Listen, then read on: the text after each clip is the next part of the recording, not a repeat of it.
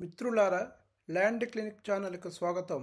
గత ఎపిసోడ్లో మనం ఫ్రీహోల్డ్ భూముల రిజిస్ట్రేషన్లు అవుతున్నాయా లేదా, ఏం జరుగుతున్నాయి అన్నది తెలుసుకున్నాం. అదేవిధంగా రీసర్వేల మీద ప్రస్తుత పరిస్థితి ఏంటి అని తెలుసుకున్నాం. అలాగే 22TA ఇబ్బందుల గురించి కూడా చర్చించుకున్నాం.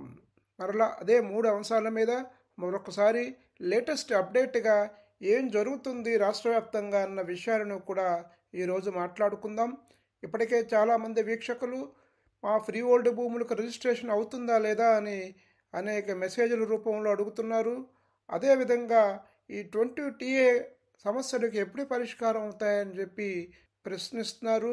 వాటన్నిటికీ సమాధానంగా ప్రభుత్వం ఏం చేస్తున్నది లేటెస్ట్గా అన్నది మీ ముందుకి ఎపిసోడ్లో తీసుకువస్తున్నాం. మిత్రులారా, ఫ్రీ హోల్డ్ భూముల రిజిస్ట్రేషన్లు అవుతున్నాయా, ప్రస్తుత పరిస్థితి ఏమిటి అన్నది తెలుసుకున్నట్టయితే ఫ్రీహోల్డ్ భూముల రిజిస్ట్రేషన్లు ప్రస్తుతానికి ఆగినట్టే. చాలామందికి అనేక సందేహాలు ఉన్నప్పటికీ దీనికి సంబంధించి లేటెస్ట్గా రాష్ట్ర ప్రభుత్వము రిజిస్ట్రేషన్ల రద్దు గడువు ఏదైతే ఉందో అది ఇంకా పొడిగించింది.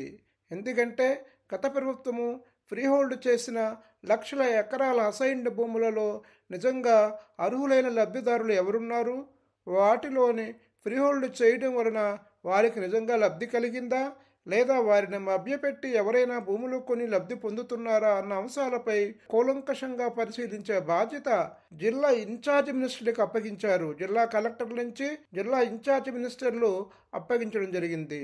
జిల్లాల వారీగా ఫ్రీహోల్డ్ చేసిన భూముల జాబితాను ఇన్ఛార్జ్ మినిస్టర్లకు ఇవ్వాలని జిల్లా కలెక్టర్లకు ఆదేశాలు జరిగాయి.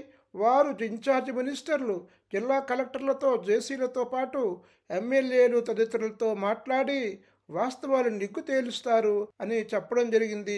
ఈ ఏర్పాటు యొక్క ముఖ్య ఉద్దేశం కూడా అదే. గత ప్రభుత్వంలో 13.58 లక్షల ఎకరాలు ఫ్రీహోల్డ్ చేశారు. వాటిలో సుమారుగా 25,000 ఎకరాలు భూములకు ఇప్పటికే రిజిస్ట్రేషన్ జరిగింది. దానిలో ఎంత అక్రమాలు పాల్పడ్డారా అన్నది ఇన్ఛార్జ్ మినిస్టర్ల ఆధ్వర్యంలో త్వరలో తేలుస్తామని చెబుతున్నారు.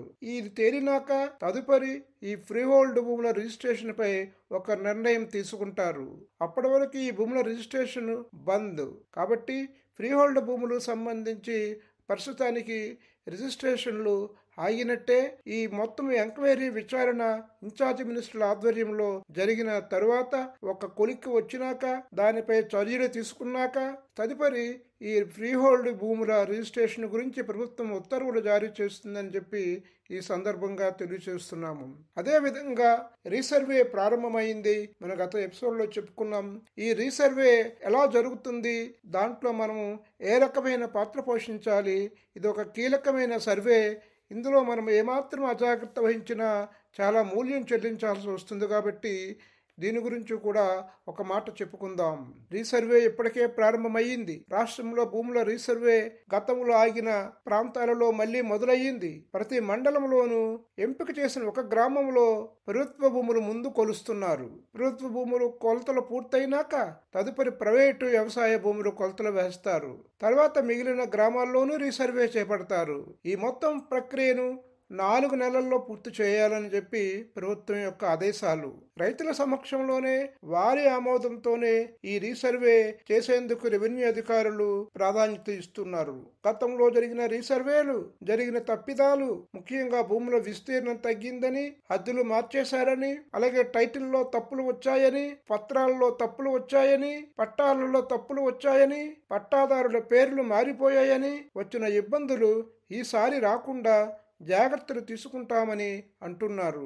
అందుకే రైతులకు ముందుగా ఒక అవగాహన కల్పించి ఆ తర్వాతే రీసర్వే చేయాలని జిల్లా అధికారులకు స్పష్టమైన ఆదేశాలు ప్రభుత్వం ఇచ్చింది. రాష్ట్రంలో 16,816 రెవెన్యూ గ్రామాలు ఉన్నాయి.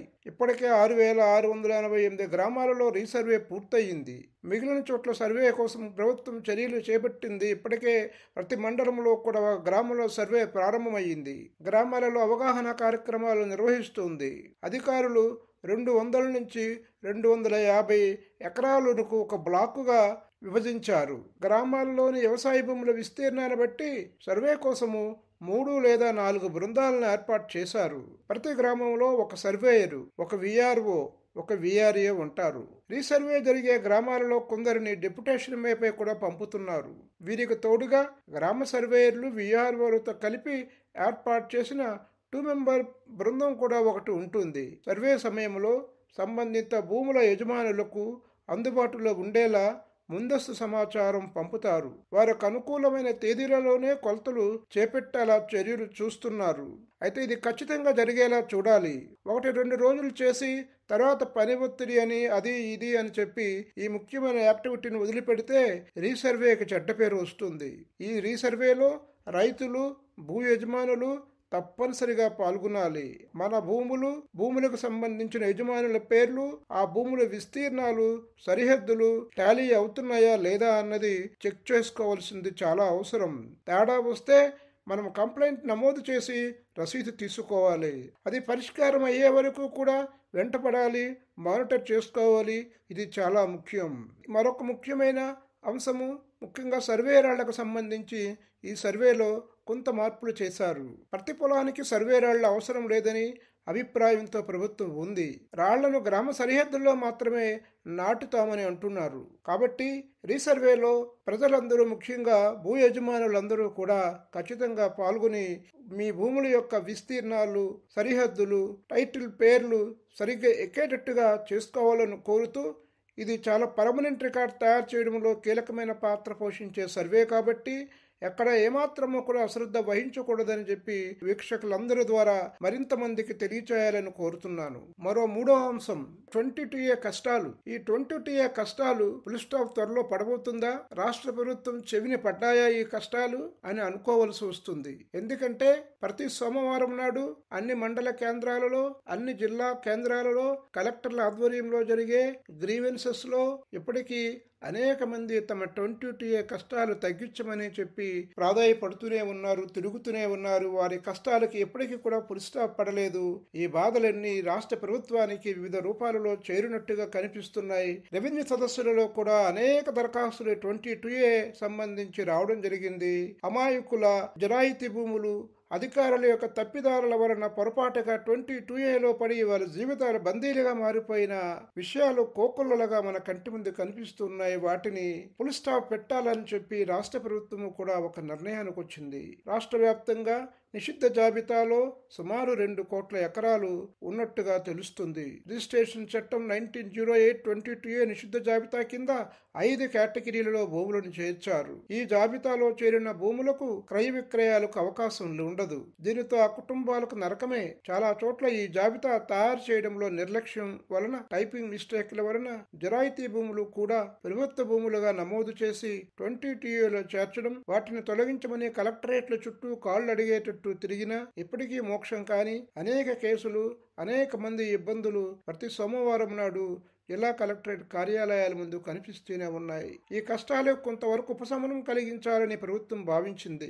ఇందులో భాగంగా గ్రామ రెవెన్యూ సదస్సులు, ప్రతి సోమవారం నాడు వచ్చే వినతులు, ఇతర మార్గాల ద్వారా వచ్చిన అభ్యర్థనలు మొదలగు వివరాలను ప్రభుత్వం సేకరించింది. వీటిని పరిశీలించి అర్హత కలిగిన వాటిని తప్పించాలని ప్రభుత్వం నిర్ణయం తీసుకుంది. ప్రస్తుత లెక్కల ప్రకారము నిషిద్ధ జాబితాలో భూములు 22A కింద 41,19,762 ఎకరాలలో అసైన్డ్ అటవీ భూములు, ల్యాండ్ గ్రాబింగ్ యాక్ట్ కింద వచ్చిన భూములు నమోదై ఉన్నాయి. అలాగే 22TA 1B కింద 31,97,332 ఎకరాల కేంద్ర రాష్ట్ర ప్రభుత్వాల భూములు, పోరంబోకులు, కాలువలు, ఈనాం భూములు, పరిశ్రమలు కేటాయించిన భూములు ఉన్నాయి. 22A 1C కింద 7,38,635 ఎకరాల దేవాదాయ వక్ఫ్ భూములు ఉన్నాయి. 22A 1D కింద 1,19,685 కింద ల్యాండ్ సీలింగ్ భూములు, అగ్రికల్చర్ సీలింగ్ భూములు, LCC భూములు ఉన్నాయి. 22TA 1A కింద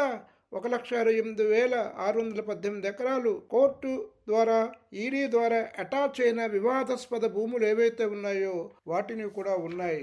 ఇప్పటికే 22 కింద నమోదైన ఈ భూములు, ఈ మొత్తం విస్తీర్ణంలో అమాయకుల విస్తీర్ణం తొలగించాల్సిన అవసరం ఉంది. దానికోసం ప్రభుత్వం చర్యలు తీసుకోవాల్సిన అవసరం ఉంది. ఈ కలెక్టరేట్ల కష్టాల నుంచి బయటపడాల్సిన అవసరం ఉంది. అందుకే రాష్ట్ర ప్రభుత్వము ఈ మొత్తం జాబితా ఏదైతే ఉందో అది తెప్పించుకుని జిల్లా కలెక్టర్లకు ఆదేశాలు జారీ చేసింది. దాని ద్వారా అమాయకులు, ప్రభుత్వ అధికారులు చేసిన తప్పిదాల వలన 22A ఎక్కిన వివరాలను సేకరించి వాటన్నిటిని పరిష్కరించమని జిల్లా కలెక్టర్లకు ఆదేశాలు జారీ చేయడం జరిగింది. దానిపై జిల్లా కలెక్టర్లు వాటిని సమగ్రంగా పరిశీలిస్తూ వాటి తొలగించడానికి త్వరలో చర్యలు తీసుకుంటారని చెప్పి ఆశిద్దాం. మిత్రులారా, ఈ కంటెంట్ మీకు నచ్చినట్టయితే మీ బంధుమిత్రులకు షేర్ చేయండి. సబ్స్క్రైబ్ చేసుకోనట్టయితే సబ్స్క్రైబ్ బటన్ నొక్కండి. అందరికీ ధన్యవాదాలు.